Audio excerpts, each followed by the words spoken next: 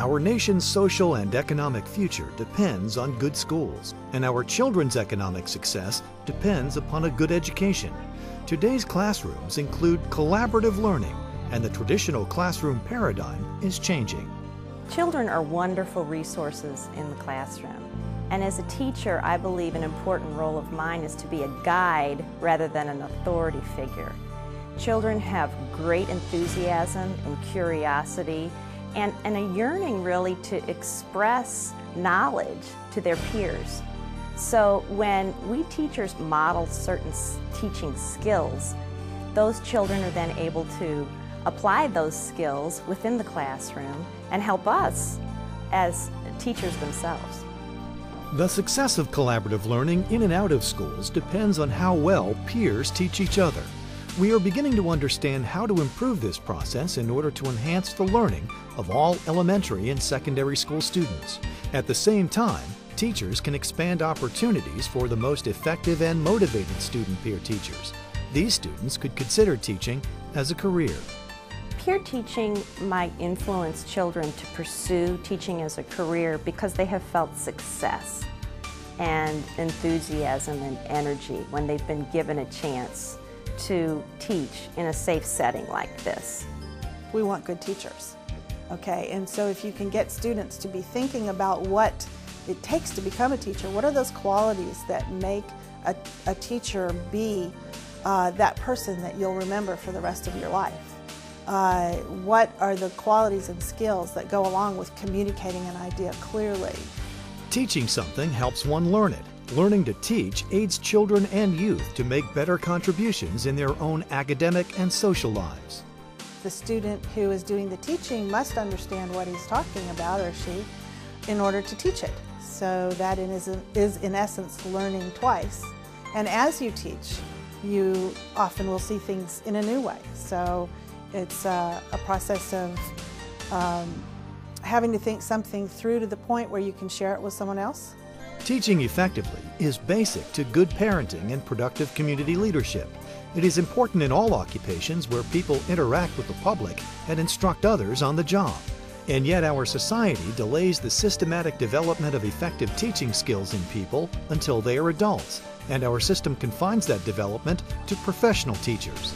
We know a lot about how teaching skills develop in college students, and a lot about how teaching skills develop in adults when they become professional teachers.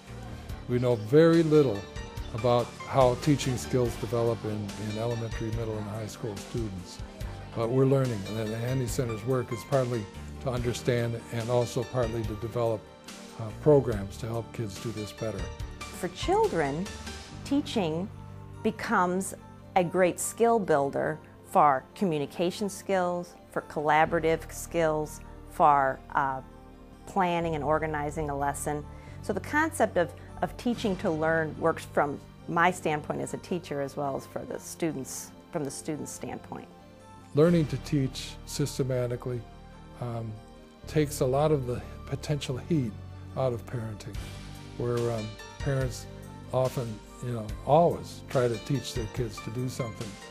And if their teaching skills are not well developed, then they tend to get frustrated really quickly, which frustrates the child and so forth.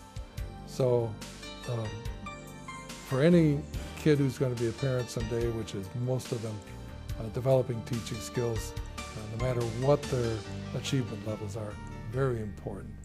The Hoenny Center, located in St. Louis, Missouri, seeks to understand, improve, and support the teaching abilities of elementary and secondary school students. They review and do research, consult with students and professional teachers, and disseminate information. The Hoenny Center believes that developing teaching abilities in K-12 students will improve the field of candidates for teacher certification programs, and thus strengthen the teachers who graduate from them. Kids truly love being at school because they do have a say in what happens in the classroom, and they have the opportunity to dive into projects with their peers, not just with the teacher standing up and telling them, this is what you need to do, and outlining it for them. They can do the outline, they can do the research, and they do it together, collaboratively. I teach both math and statistics to both students who are high school freshmen, very active students whose last thing that they choose to do is stay focused on a math problem, okay? All the way to honor students who are very self-motivated. But in both of those groups, whether it's the unmotivated students or the honor students who are very self-motivated, both of those groups, when they're involved in a peer teaching activity, they are spending more time focused on the task than if, for example, I was standing up in front of the class trying to impart the same idea or the same concept to them. The Hoenny Center finds that kids want help from their teachers in breaking down ideas and skills and need advice about expanding the approaches that will help their peers learn. Because the children are encouraged to share their knowledge with one another, they take it to the next level and they expand their learning. And they'll ask additional questions that originally hadn't been thought of. And so as children generate more questions, it builds an enthusiasm for what they're learning. And then it's an interchange, and it creates just this wonderful dialogue that just takes the learning deeper and deeper and deeper. And that's what we want, is that our students become experts in the topics that they're studying. In addition, the Hoenny Center experience shows that kids need a simple, flexible, personal process for teaching that helps them to be successful.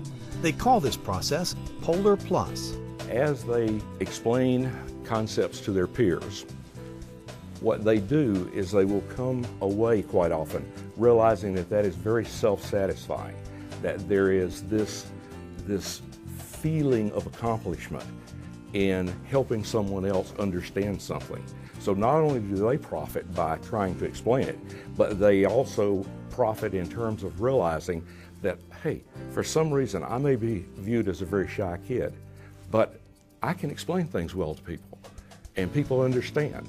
And so there's this satisfying part of it, which ultimately may lead more people to want to pursue teaching as a career. Because teaching is so complex, one-size-fits-all pedagogies fail to take advantage of the personal experience, energy, and creativity of future and current teachers. Teachers by nature are people with a commitment to others that most often starts much earlier than college. With that in mind, the Hoenny Center is focusing its efforts on fostering teaching skills in students as early as elementary school. We have discovered how important having children take on the responsibility of teaching. We know that they are capable. We know that their esteem rises greatly as they're able to lead and influence their peers. And we know that this is an important life skill that they'll be using for a very long time to come. And if we practice at these early ages, that fear and that anxiety is much reduced. There are 14,000 roughly school districts in the United States, and only a little over 1,000 we can be sure of have programs like this. High school programs for future teachers should be much more widespread. The Hoenny Center has a twofold mission: to strengthen the teaching skills of all K-12 students and to challenge those with outstanding teaching abilities to consider teaching as a career. Log on or call for more information. The Hoenny Center, on the frontier of teacher development.